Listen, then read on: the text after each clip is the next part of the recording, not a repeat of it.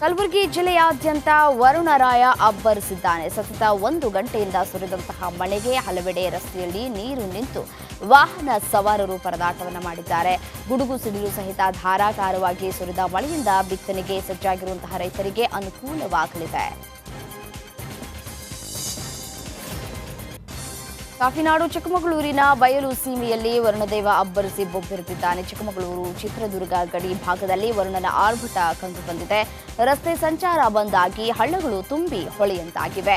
ಹರಳಹಳ್ಳಿ ಗುಡ್ಡದಲ್ಲಿ ಭಾರೀ ಮಳೆ ಹಿನ್ನೆಲೆ ನೀರಿನ ಹರಿವು ಹೆಚ್ಚಳವಾಗಿದೆ. ಅಜ್ಜಂಪುರ ತಾಲೂಕಿನ ಹರಳಹಳ್ಳಿ ಹೊಳಲ್ಕೆರೆ ರಸ್ತೆ ಸಂಚಾರಕ್ಕೆ ತೊಂದರೆಯಾಗಿದೆ. ಮೇನ್ ರೋಡು ಇದು ನೋಡಿ, teachers layout full main road.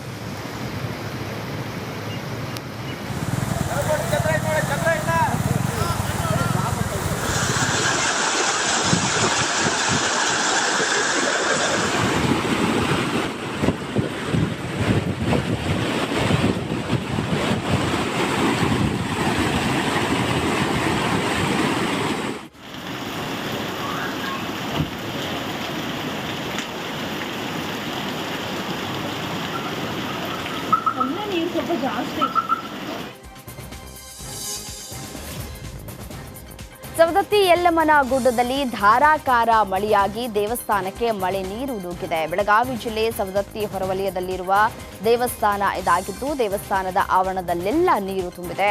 ಧಾರಾಕಾರ ಮಳೆ ಹಿನ್ನೆಲೆ ಭಕ್ತರು ಪರದಾಟವನ್ನು ನಡೆಸುವಂತಾಗಿದೆ.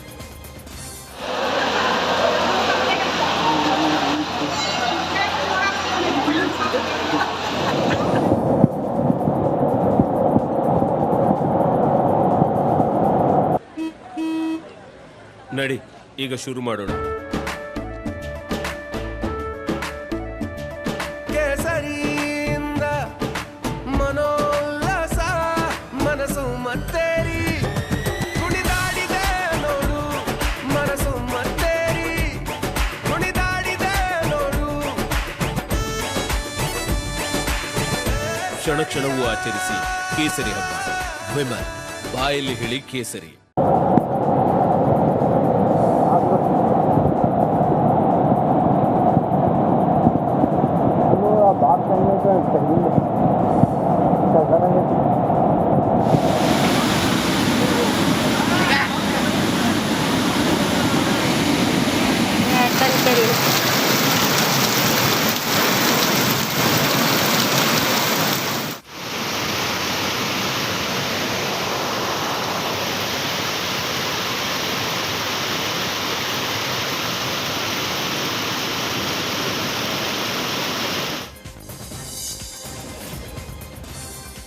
ಬಾಗಲಕೋಟೆ ಜಿಲ್ಲೆಯ ವಿವಿಧೆಡೆ ಗುಡುಗು ಗಾಳಿ ಸಹಿತ ಭಾರೀ ಮಳೆಯಾಗಿದೆ.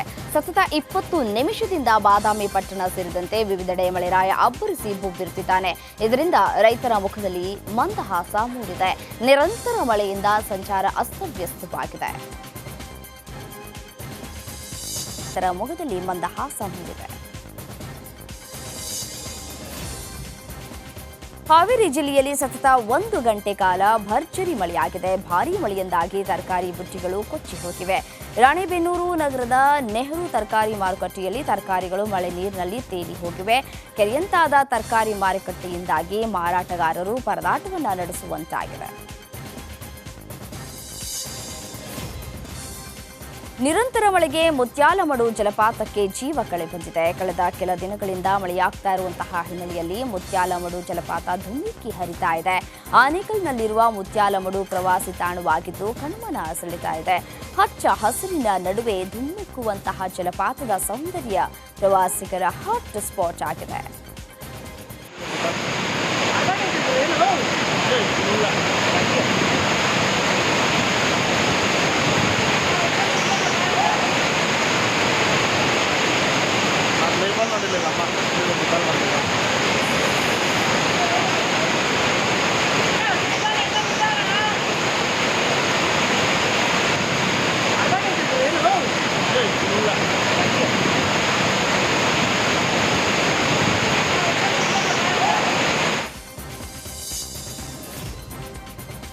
ಉಷ್ಣ ವಿದ್ಯುತ್ ಸ್ಥಾವರದ ಬೂದಿಯನ್ನ ಸಾಗಾಟ ಮಾಡುವ ಲಾರಿಗಳಿಂದ ರಸ್ತೆ ಸಂಚಾರಕ್ಕೆ ಸಮಸ್ಯೆಯಾಗಿದೆ.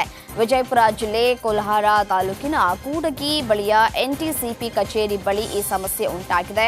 ಈ ಲಾರಿಗಳಿಂದ ಸುತ್ತಮುತ್ತಲ 7-8 ಗ್ರಾಮಗಳಿಗೆ ಹಾಗೂ ಕೊಲ್ಹಾರ ಪಟ್ಟಣಕ್ಕೆ ಸಂಪರ್ಕಿಸುವ ರಸ್ತೆ ಬಂದ್ ಆಗುವಂತಾಗಿದೆ.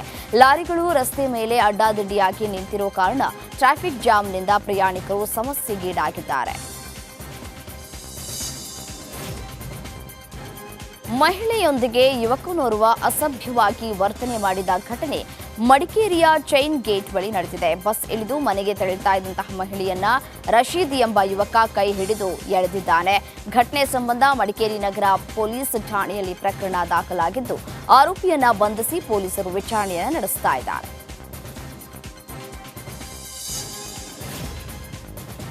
ಇಂದು ರಾಜ್ಯಕ್ಕೆ ಕಾಂಗ್ರೆಸ್ ನಾಯಕ ರಾಹುಲ್ ಗಾಂಧಿ ಆಗಮಿಸಲಿದ್ದಾರೆ. ಬಿಜೆಪಿ ವಿರುದ್ಧ ಭ್ರಷ್ಟಾಚಾರ ರೇಟ್ ಕಾರ್ಡ್ ಜಾಹೀರಾತು ಕೇಸ್ ಸಂಬಂಧ ಕೋರ್ಟ್ಗೆ ಹಾಜರಾಗಲಿದ್ದಾರೆ. ಈ ಪ್ರಕರಣ ಸಂಬಂಧ ರಾಹುಲ್ ಸಿಎಂ ಡಿಕೆಶಿ ವಿರುದ್ಧ ದೂರು ದಾಖಲಾಗಿದ್ದು ಬಿಜೆಪಿ ನಾಯಕರು ಮಾನನಷ್ಟ ಮೊಕದ್ದಮೆಯನ್ನ ದಾಖಲಿಸಿದ್ದಾರೆ. ಹೀಗಾಗಿ ಇಂದು ಮೂವರಿಗೆ ಜನಪ್ರತಿನಿಧಿಗಳ ನ್ಯಾಯಾಲಯಕ್ಕೆ ಹಾಜರಾಗುವಂತೆ ಕೋರ್ಟ್ ಸೂಚನೆಯನ್ನ ಕೊಟ್ಟಿದೆ. ಎನ್ಡಿಎ ಸಭೆಯಲ್ಲಿ ಮಾಜಿ ಮುಖ್ಯಮಂತ್ರಿ ಕುಮಾರಸ್ವಾಮಿ ಕೂಡ ಭಾಗಿಯಾಗಿದ್ದರು. ಈ ವೇಳೆ ನಮಗೆ 2 ಸಚಿವ ಸ್ಥಾನ ಬೇಕು ಅಂತ ಮೋದಿ ಹಾಗೂ ಅಮಿತ್ ಶಾರನ್ನ ಒತ್ತಾಯಿಸಿದ್ದಾರೆ. ಜೆಡಿಎಸ್ಗೆ 1 ಸ್ಥಾನ ನೀಡಬೇಕು. ನನಗೆ ಕೃಷಿ ಖಾತೆಯಲ್ಲಿ ಬಹಳ ಆಸಕ್ತಿ ಇದೆ. ಹೀಗಾಗಿ ನನಗೆ ಕೃಷಿ ಖಾತೆಯನ್ನ ನೀಡಿ ಅಂತ ಬಿಜೆಪಿ ಹೈಕಮಾಂಡ್ ಅನ್ನ ಒತ್ತಾಯಿಸಿದ್ದಾರೆ.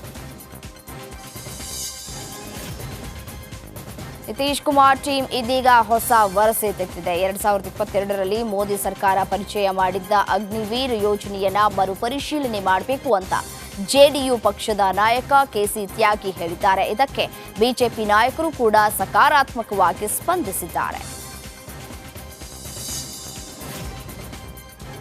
ದಿನೇ ದಿನೇ ತಮ್ಮನ್ನು ಸತಾಯಿಸ್ತಾ ಇರೋ ನಿತೀಶ್ ಕುಮಾರ್ ಚಂದ್ರಬಾಬು ನಾಯ್ಡುಗೆ ಟಕ್ಕರ್ ಕೊಡೋದಕ್ಕೆ ಮೋದಿ ಪ್ಲಾನ್ ಮಾಡ್ತಾ ಇದ್ದಾರೆ. ಮಾಜಿ ಮಿತ್ರ ಉದ್ಧವ್ ಠಾಕ್ರೆಗೆ ಮೋದಿ ಅಮಿತ್ ಶಾ ಗಾಳ ಹಾಕಿದ್ದಾರೆ.